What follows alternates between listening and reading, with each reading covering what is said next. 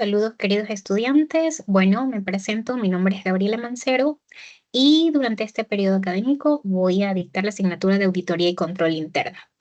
He colocado algunas actividades para esta primera clase, que la vamos a hacer pues en unos 10 minutitos, donde quiero explicarles algunos conceptos que ustedes también quiero que vayan revisando con el material que he colocado. Estas diapositivas que voy a explicarles de manera breve acá, más una lectura previa para que ustedes puedan también leer y comprender un poco más, va a constar en su aula virtual en la parte de recursos como tal, ¿ok? Entonces, quiero iniciar también con un proceso de diagnóstico. Para ello, ustedes dentro de las actividades van a encontrar 5 preguntitas que no van a tener ningún tipo de punto o puntaje con el que ustedes se sientan de alguna manera pues comprometidos o algo, sino es más bien para yo también saber un poco retroalimentarme desde qué partida o punto de partida ir, cómo avanzar un poco más rápido, repetir algunos conceptos, etcétera. Entiendo que ustedes son un grupo amplio y que lógicamente habrá muchas personas con más experiencia, otras con menos experiencia y busquemos pues un punto de equilibrio para poder ejecutar estas clases.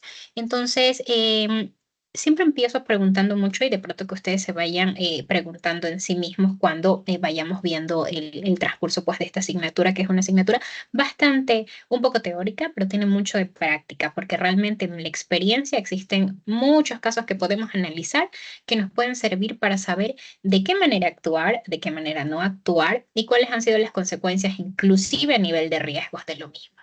Entonces, yo parto siempre por la pregunta de qué es control, porque si bien la asignatura es auditoría y control interno, vamos a enfocarnos primero en el control interno. El perfil de ustedes como tecnólogos no va a ser de auditores, van a participar muy probablemente en procesos de auditoría, sin embargo, los controles los podemos realizar en todos los niveles de la organización y en cualquier tipo de organización, emprendimientos, negocios familiares, empresas más grandes, pequeñas, medianas, etcétera. En todos. Los controles son fundamentales en todos, ¿no?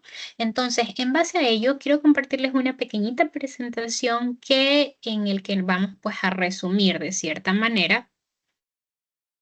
estos conceptos y luego en las actividades nosotros vamos a lograr poder poner en práctica.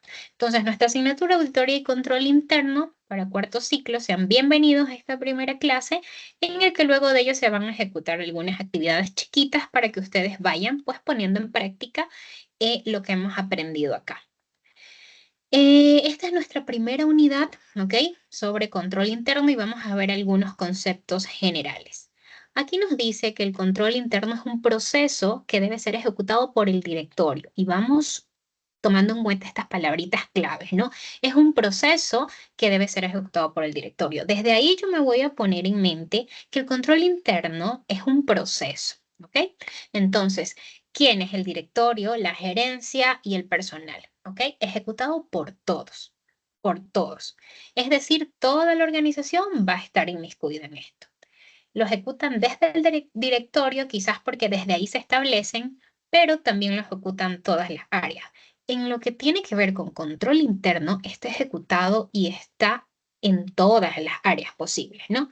Entonces dice que está diseñado principalmente para proveer una seguridad razonable acerca de los objetivos operacionales de reporte y cumplimiento de la entidad.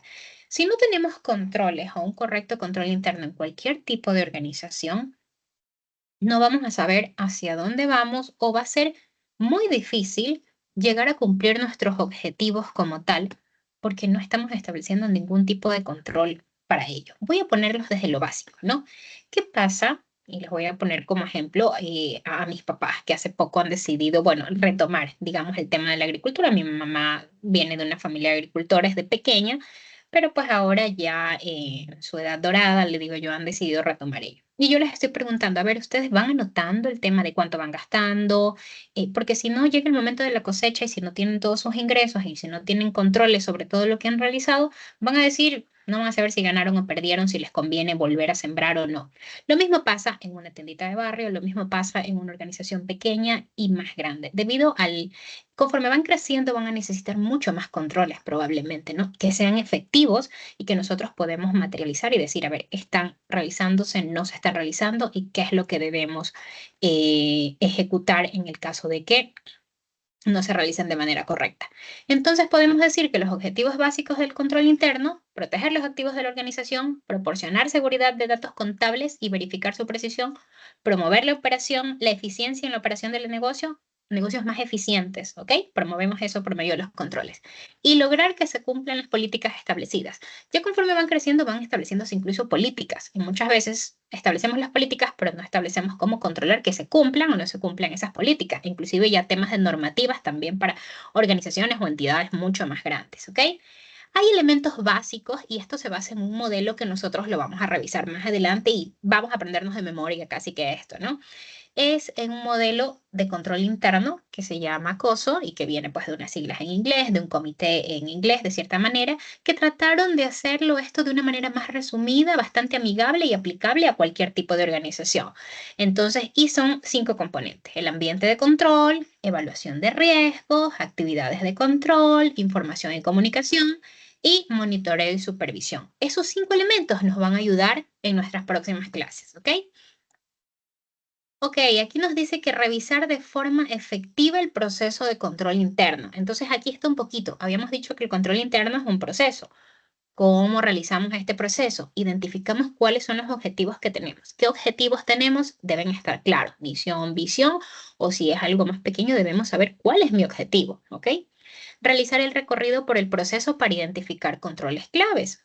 Si es algo pequeño o si es alguna organización más grande, el proceso de ventas, el proceso de compras, cada área debe de tener un proceso especificado. Entonces yo debo saber y conocer cuál es el proceso para poder establecer qué controles puedo realizar en cada proceso.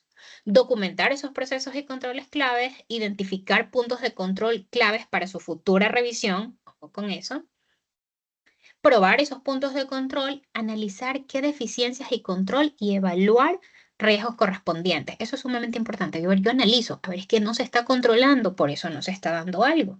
¿Ok? Entonces yo analizo, hay deficiencias en este control, no se está haciendo ahí, el control existe, pero no se está haciendo, quizás es muy deficiente, debemos cambiarlo, etcétera, y también evaluar qué riesgos existen, ¿no? No estamos estableciendo un control y eso nos puede traer un riesgo que obviamente va a afectar nuestros objetivos como organización. Documentamos eso, documentar esos hallazgos y resultados, determinar si la situación identificada debe ser incluida en el informe. Vamos a ver que tenemos que establecer un informe, no tiene que ser el mega informe. Yo siempre digo que los informes deben de ser precisos y concisos, claros, que a cualquier persona le permita leer y saber de qué se trata y con eso tomar decisiones. ¿Ok? Entonces, ¿qué tipos de control interno hay? Tipos de control. Control interno preventivo, control interno de detección y control interno correctivo. Pensemos rapidito así a breves rasgos. Si yo digo preventivo, ¿de qué viene? De la palabra prevenir, antes, ¿no? Si digo correctivo, ¿qué viene? De la palabra corregir, ya sucedió después, ¿no? Y el control interno de detección de pronto es muchas veces cuando se está dando el proceso que uno hace estos controles de calidad, inclusive en algunos casos cuando están realizando, ¿no? Entonces, aquí tenemos algunos conceptitos así chiquititos, inclusive para ello, ¿no? El control preventivo se realiza antes de que se ejecute una tarea u operación.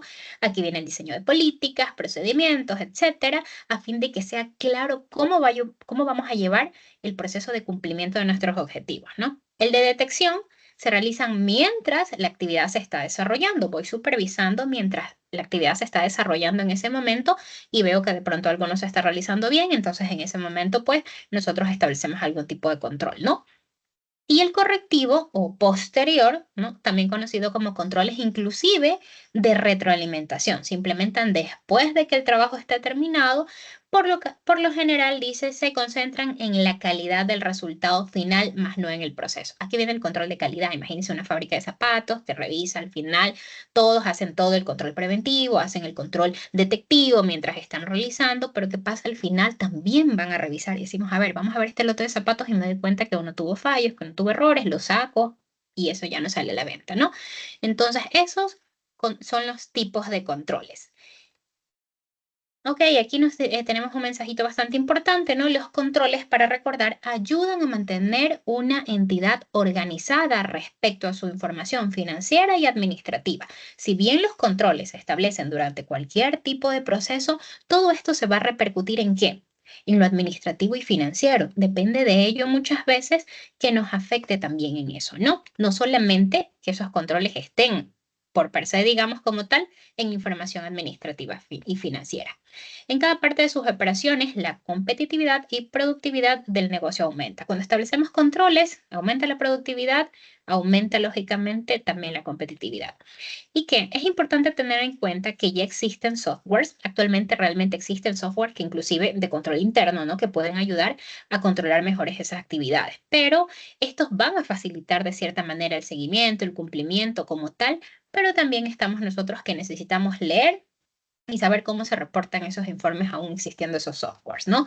En los casos de organizaciones mucho más grandes, pero en aquellas organizaciones pequeñas, nosotros podemos establecer un sistema de control interno fácil, que pueda ser pues amigable, que nos permita detectar a tiempo. Cuando todos en la organización estamos inmiscuidos en los controles, sabemos y conocemos cómo realizar nuestros procesos y también ayudamos de esa manera a que los controles puedan establecerse de una manera adecuada, se puedan llevar a cabo como tal y también establecer mejoras en el proceso de ser necesario.